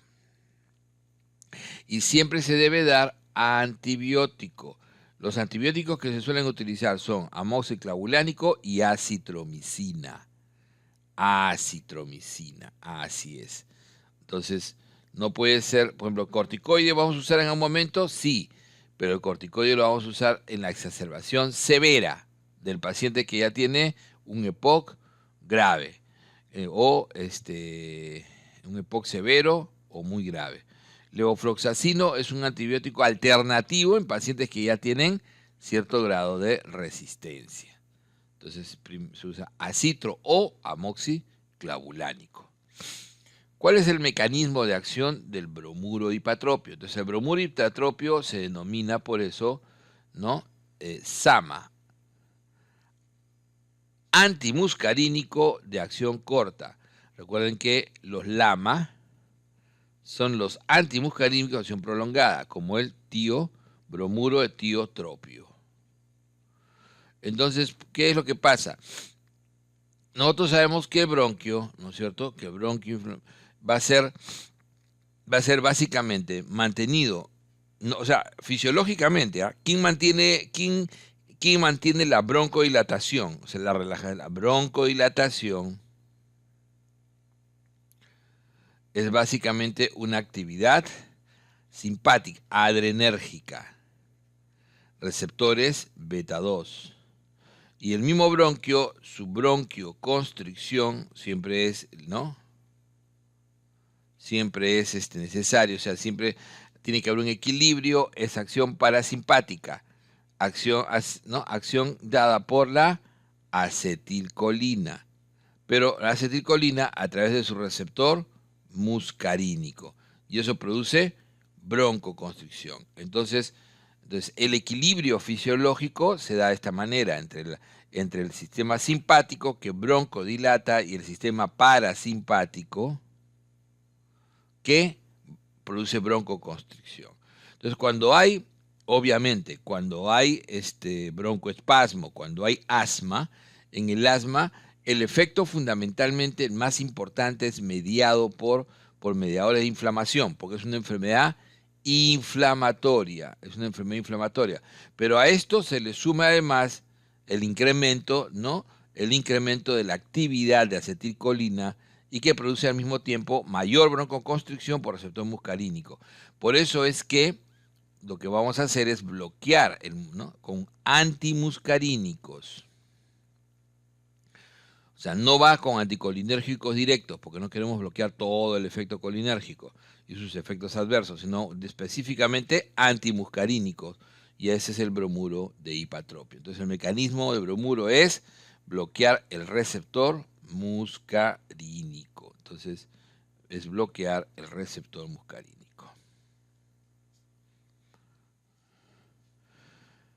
¿Cuál neumoconiosis presenta en la radiografía un infiltrado pariliar? Entonces, cuando nosotros tenemos un paciente, ¿no?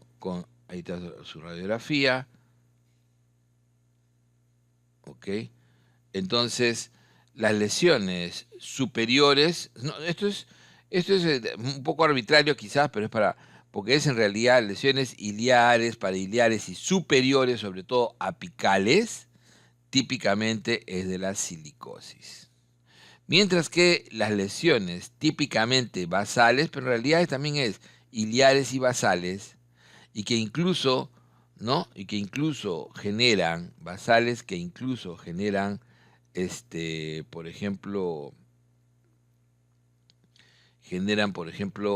derrames pleurales y por eso pueden producir incluso calcificaciones pleurales, es típico de la asbestosis.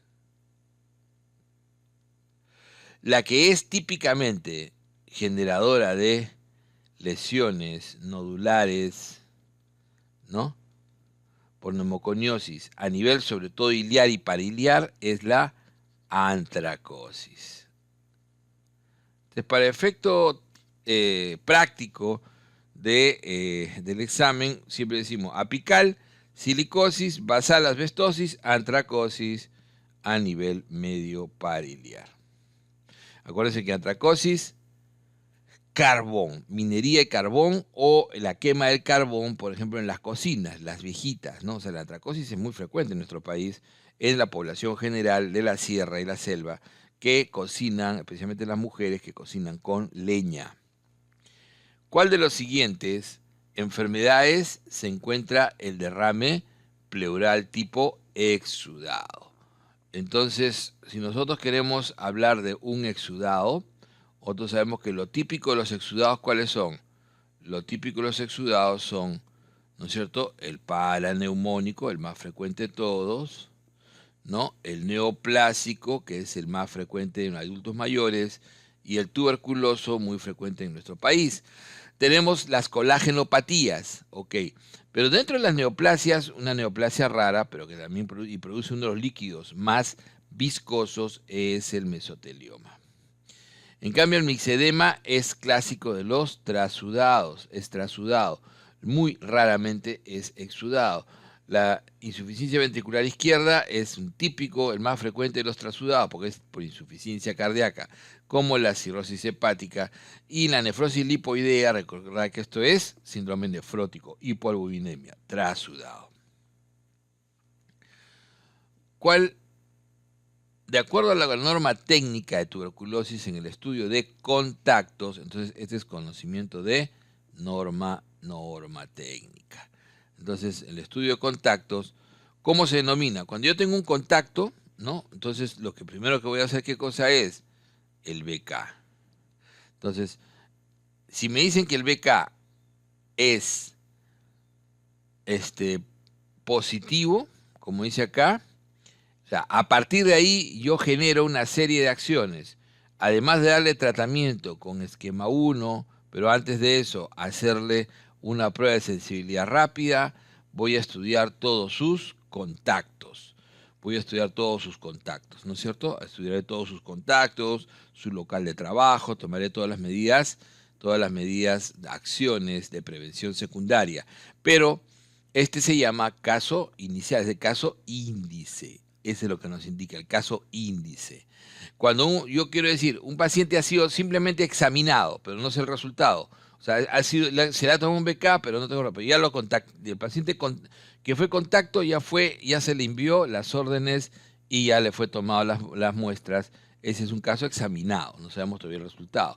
Caso sospechoso, los contactos. Caso detectado es el mismo, pero generalmente se usa para determinar los positivos de el caso índice. Un caso índice es uno que aparece de nuevo, ¿no? Entonces ahí en el estudio vamos a ir definiendo después sus contactos. Varón de 38 años es llevado a emergencia con disnea severa, tos seca, fiebre, prueba de antígeno SARS-CoV positivo. Entonces está con disnea, tos, al examen despierto, esto es importantísimo, corazón, ruidos cardíacos rítmicos, taquicárdicos y la saturación de 84%. Entonces cuando uno habla y dice de frente, cuando tú decides rápidamente ingresar a un paciente, por ejemplo, a ventilación mecánica, lo harías si es que el paciente tiene trastorno de sensorio, si el paciente tiene un incremento del CO2 mayor de 10, por ejemplo, dentro del límite, que es, ¿no? O sea, estaríamos superando los 55, fundamentalmente, o si tiene otra condición, ¿no? Otra condición, pero en condición de ingreso, estas son las dos más importantes que uno trataría de fijar, ¿no es cierto? Entonces, en cambio, cuando el paciente ingresa con una hipoxemia, lo primero que tienes que hacer es ponerle oxígeno de alto flujo y se recomienda que en los que tienen menos de 85% utilizar máscara de reservorio, que te puede dar 100%. Doctor, ¿y por qué no una máscara de Venturi? Porque la máscara de Venturi no es para el manejo inicial. La máscara de Venturi ya es para la oxigenoterapia dirigida. Porque es una oxigenoterapia dirigida porque te permite dar, ¿no?, un flujo fijo, lo más fijo posible. Puede ser bajo, mediano o alto flujo. Lo máximo que te puede dar es 50%. Y va de 24% a 50%, en una escala que da 24, 26, 28, 30 y la de acá, ¿no? 35, 50%. Y se suele utilizar sobre todo en pacientes que ya están estables y necesitamos precisar, ¿no?, básicamente cuánto de FiO2 le estamos dando para poder hacer la oxigenoterapia más exacta. Pero en el rescate inicial, máscara de reservorio a los que tienen menos de 85%. Preescolar de 3 años, ¿no?, llevado a consulta porque tiene diarrea, tiene dermatosis, podría ser déficit de niacina, ¿no?, una pelagra. No me dice qué tipo de dermatosis, pero lo que acá me marca la diferencia es la alopecia, que no va en el cuadro del déficit de niacina, sino que esto es característico del déficit de zinc. Recuerden que en el déficit de zinc, generalmente son niños más pequeños, ¿ok? Pero puede ser, ¿no?, la acrodermatitis enteropática, pero el déficit de zinc crónico termina produciendo déficit de crecimiento, alopecia, ¿no?, la diarrea y la dermatosis, que suele ser típicamente como la del pañal, es facelante y a nivel del rostro también. Entonces, este es típico del zinc. En cambio, la niacina te produce una dermatosis, pero de tipo seca, ¿no? Una dermatosis seca, característica, asociado también a diarrea y demencia, las 3D, ¿no? Diarrea, dermatosis y demencia. En un paciente con hipoglicemia se le brinda dextrosa al 33%. Claro, esto es lo característico, más o menos entre 30 a 40 gramos de glucosa dado al 33%, que suelen ser 4 a 6 ampollas. Luego se deja el paciente mientras definimos cuál es la... Miren que no es fácil hacer hipoglicemia, ha superado todos los mecanismos de estrés, sobre todo los adrenérgicos, Entonces, todos los mecanismos, y sin embargo, ha hecho hipoglicemia.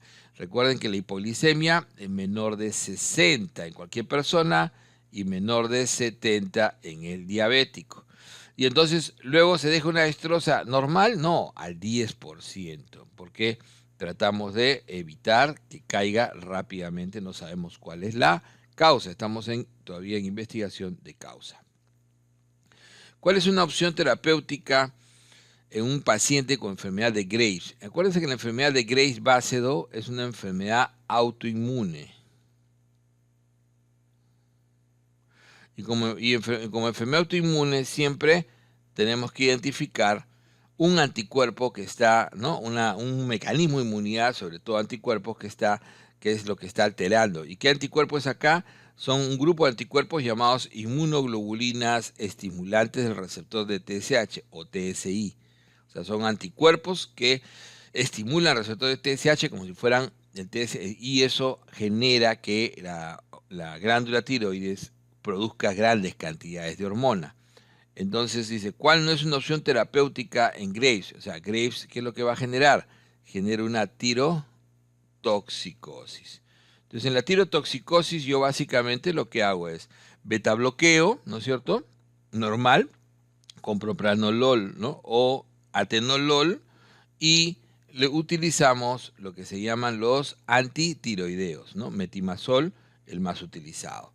Si yo quiero tratar la tirotoxicosis en forma definitiva, puedo utilizar la tiroidectomía, la cirugía casi total o a veces total, y el yodo radiactivo para ablacionar la glándula. Pero el dexametasona es parte del corticoide es parte del tratamiento de un Graves. No, es la dexametasona en estos casos, en hipertiroidismo, es parte del manejo de la tormenta tiroidea. En el caso del que el paciente entre en tormenta tiroidea, eso se llama ese ya es complicado. Y acá la clave es esto, no complicado. Por eso siempre esto de acá siempre subrayenlo. Lo que te dice no, entonces ahí dices no complicado, allá. Entonces, este es complicado. Y en el complicado usamos beta bloqueador pero parenteral, antitiroideo pero parenteral, como el propiltiuracilo sobre todo, corticoide, y lo que más se utiliza justo es la dexametasona, el yodo, pero el yodo no radiactivo, sino el yodo elemental como el Lugol, y la hidratación. ¿Para qué? Entonces hay que manejar, hay que bajar todo el efecto adrenérgico rápido, parenteral, bloqueo, y este es el bloqueo de la conversión periférica. Entonces ahí viene. Este fármaco no está en el manejo de los no complicados. ¿Cuál es lo primero? Dice, lo primero en manejarse en un paciente con hipopituitarismo. Entonces, el hipopituitarismo, ¿no? En general, o sea, tiene causas, puede ser de causa hipotalámica o hipoficiaria, que es lo más frecuente, y la causa más frecuente siempre es por adenomas, ¿no es cierto?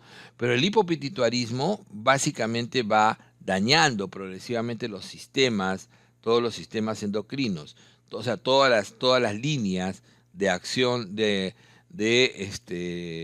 hormonales. Entonces va a producir progresivamente un hipogonadismo, por ejemplo, ¿no? Hipogonadotrópico, va a producir un hipotiroidismo secundario, ¿no es cierto? Y por último va a generar una insuficiencia suprarrenal, no Addison, sino una secundaria. Entonces, cuando de todo este proceso, uno tiene que ir en reversa en el tratamiento. Primero trataré la insuficiencia suprarrenal. Entonces, lo primero que trato, y esto generalmente debuta en crisis adrenal. ¿Se dan cuenta? Entonces, lo primero que voy a tratar es la insuficiencia suprarrenal secundaria. Eso es lo que trato siempre primero. De ahí pasaré a tratar el hipotiroidismo secundario, entonces le doy primero su hidrocortisona y de ahí pasaré a darle su levotiroxina. Y ya de ahí veré el reemplazo hormonal. Mujer de 18 años con santomas tendinosos, problema de lipidemia, que básicamente es colesterol, pero con triglicéridos normal, colesterol muy alto, 400, y antecedente de padre y hermana, padre y hermana, con colesterol mayor de 400. Entonces, lo más frecuente acá, ¿qué cosa es? La hiperlipidemia tipo 2 familiar. La familiar tipo 2 y de incluso la 2A. ¿Qué carácter? ¿No? Porque la 2B produce, es más rara y produce santelasma, además de santomas, ¿no? Y de enfermedad cardiovascular. En cambio, lo típico que es en santomas tendinosos, con sobre todo predominio de colesterol altísimo, esto es típico de la hiperlipidemia tipo 2, 2A familiar. Y esta hiperlipidemia familiar es justamente un trastorno alrededor de una malfunción del LDL, básicamente, el receptor de LDL e incluso la desaparición de receptores de LDL. Ese es el problema. En cambio, el 2B es LDL y VLDL, ambos.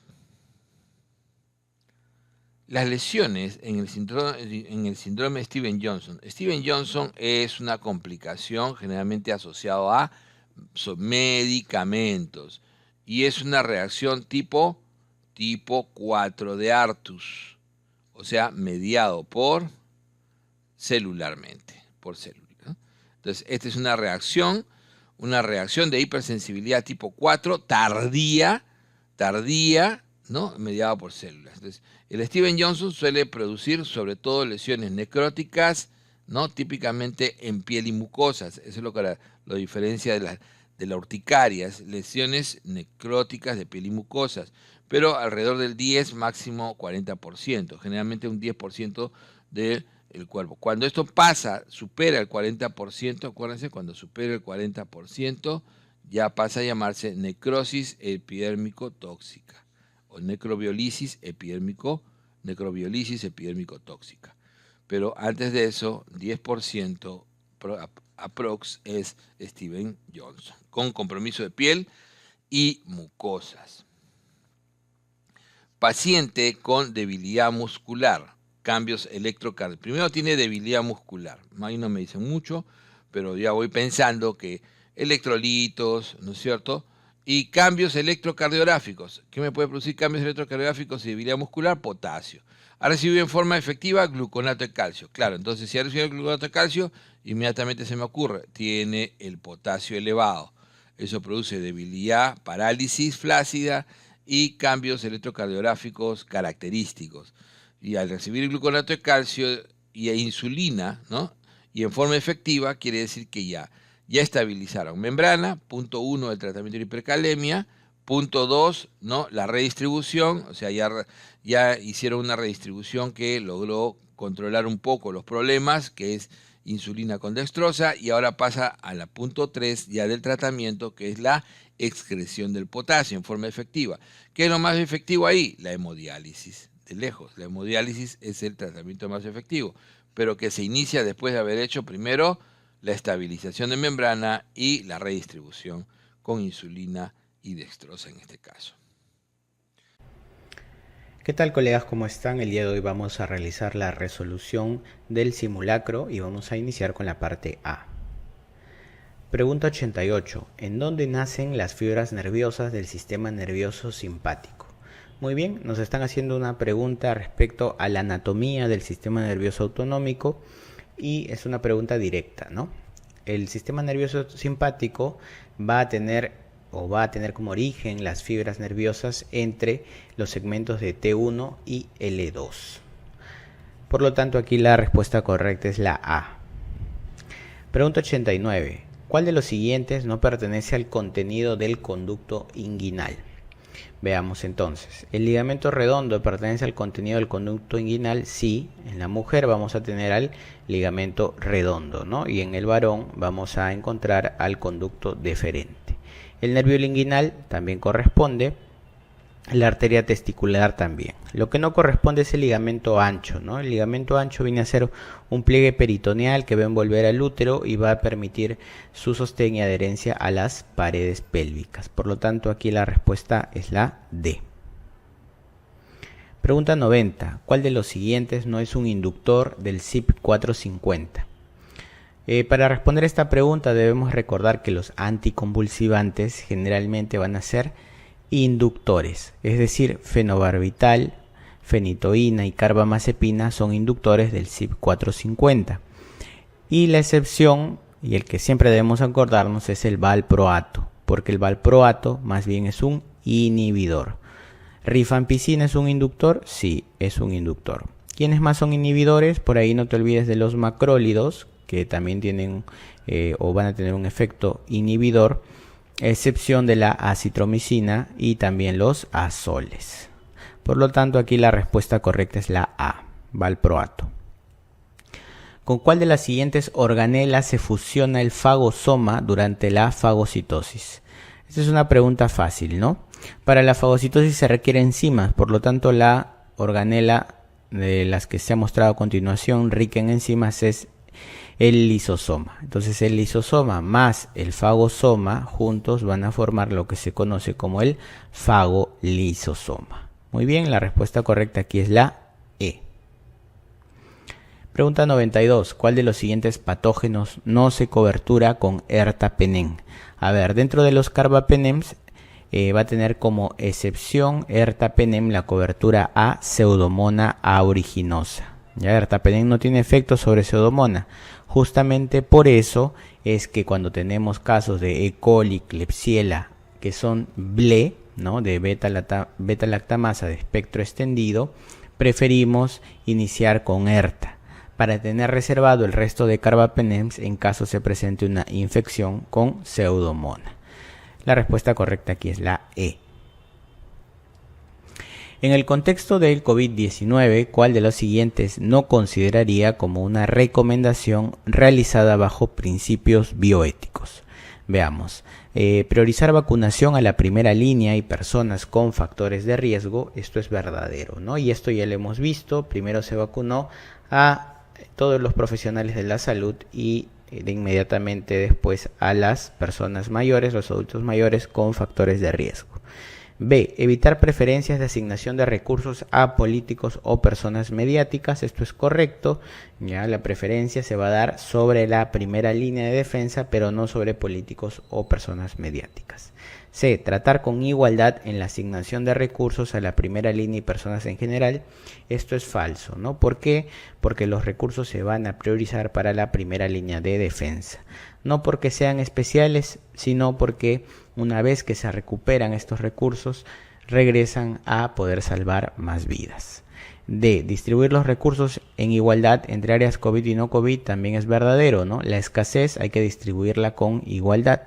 Y E. No considerar el orden de llegada para distribuir recursos también, ¿no? Acá hay que considerar un orden en cuanto a que a la prioridad que tiene el paciente y no a la llegada, ¿sí? Aquí entonces la falsa es la alternativa C. Pregunta 94. Para la correcta medición de un brote por intoxicación alimentaria, ¿qué se utiliza? A ver, siempre que me hablen a mí de brote, yo tengo que ponerme de frente en que me están preguntando por tasa de ataque, ¿sí? Solamente si es que no hubiera tasa de ataque marcaría incidencia, ¿no? La tasa de ataque es una variante de la incidencia que se utiliza en brotes y epidemias. Bueno, entonces ya sé que es tasa de ataque, pero ahora será tasa de ataque primaria o tasa de ataque secundaria. Para eso me voy a la otra parte de la pregunta, ¿no? Me hablan de intoxicación alimentaria. Entonces, cuando hay intoxicación alimentaria, ¿cómo se produce el brote? Desde una fuente común hacia las personas. Por lo tanto, aquí yo voy a calcular la tasa de ataque primario, es decir, los que estuvieron expuestos, o mejor dicho, el número de casos que se presentó entre los expuestos a la fuente. ¿Cuándo marcaré tasa de ataque secundaria? Cuando a mí me digan que quiero conocer cuál es la transmisibilidad persona a persona. En este caso no me lo dicen, así que es una tasa de ataque primaria. La respuesta es la C. Pregunta 95. Con respecto al último estudio publicado en el año 2018 sobre los años de vida saludables perdidos, avisa que es correcto. A ver, veamos. ¿La tuberculosis causa más avisa? Más avisa versus quién. No dice versus quién y nunca tuberculosis está en las primeras causas, así que es falso. B, las enfermedades no transmisibles causan más avisa. Esto es verdadero. ¿Por qué? Recuerden que los años de vida saludables perdidos se clasifican en grupos, que son 3, luego se clasifican en categorías, que son más de 20, y tengo subcategorías. Dentro de los grupos, el grupo que más años de vida saludables perdidos aporta son las enfermedades no transmisibles, después están las enfermedades transmisibles e inmunoprevenibles, y en tercer lugar van a estar los accidentes y las lesiones. Por lo tanto, esto es verdadera. Los accidentes de tránsito y lesiones causan más avisas. Falso, están en tercer lugar. Las transmisibles no, están en segundo lugar. Y las deficiencias nutricionales forman parte de las categorías, pero tampoco están en primer lugar, ¿no? En primer lugar están los trastornos mentales y del comportamiento. Por lo tanto, aquí la respuesta correcta es la B. Pregunta 96. ¿Cuál de las siguientes herramientas resulta menos útil en la toma de decisiones sobre estrategias terapéuticas desde el enfoque de la gestión clínica? A ver, la herramienta menos útil. MBE, vamos a tomarla, ¿tiene utilidad? Sí. Las guías de práctica clínica también resultan útiles. La búsqueda sistemática de información como Trip Database, PubMed, Cochrane, correcto, ¿no? Los informes de evaluación de tecnologías sanitarias también, porque estos son estudios de análisis de evaluación económica, así que si no sirven. Y la experiencia profesional sí sirve, pero es la que menos evidencia va a tener, ¿no? Lo que se llama el reporte de los expertos, ¿no? La opinión de expertos es la menos útil de las presentadas en estas alternativas, por lo tanto la respuesta es la E. Pregunta 97. Según la Ley de Servicio Civil, el documento que detalla los puestos de una entidad pública, así como el presupuesto destinado a cada uno de los trabajadores, corresponde a... A ver, están hablando de según servir. Entonces, según servir, no hay MOF y no tengo CAP. Me quedé con estos 3.